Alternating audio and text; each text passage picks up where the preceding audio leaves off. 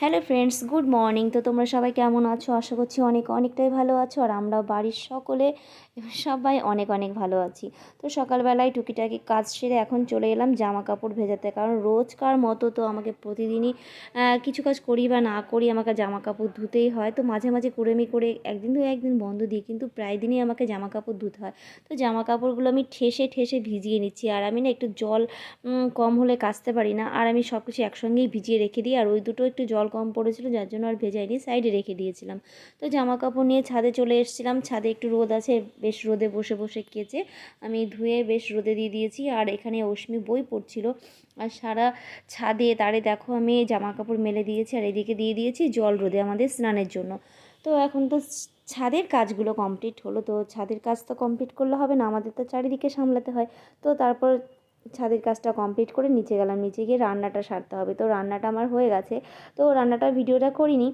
তো আজকে রান্না করেছিলাম খুবই অল্প জিনিস, সামান্য জিনিস। সেখানে করেছিলাম সিম বটি, আর তোমাদের দাদা এনেছিল বড় রিঠা মাছ। তো রিঠা মাছ আলু দিয়ে রান্না করেছিলাম, আর সিম বটি করেছিলাম, আর কিছুই করা হয়নি। আর আজকে মা এসছে, বাবা এসছে, দুজনেই এসছে। মা বাবা এখানে একটু ডাক্তার দেখাতে এসছে। তো দেখো কত কিছু এনেছে, লেবু, নারকেল, দই, আর এটা একটা পিঠা। মা একটা নতুন পিঠা দেখেছে, ইউটিউব দেখেছে আর কি, তো এটাই বানিয়ে নিয়ে চলে এসছে। তো খেতে সত্যি খুবই সুন্দর হয়েছিল। আর নিয়ে এসেছিলো মালপোয়া, ভুজিয়া।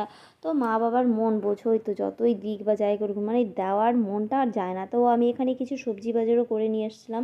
তার পরপরই যেহেতু মা বাবাকে নিয়ে ডক্টরের কাছে যেতে হবে, তো আমি দেখো ডক্টরের চেম্বারে চলে এসেছি মাকে আর বাবাকে নিয়ে। তো ডাক্তারবাবু তখনও এসে পারেনি, তো বসে আছি।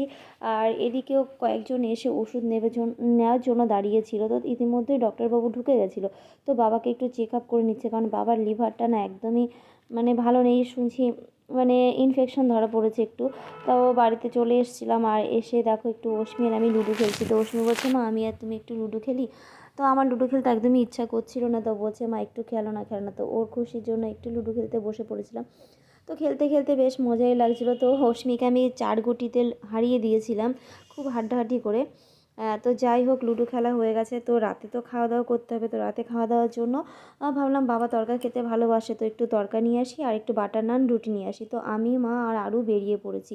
তো আমাদের কল্যাণীতে অ্যালিভিয়া একটা রেস্টুরেন্ট আছে, খুবই সুন্দর, আর ডেকোরেশনটা এতটাই সুন্দর।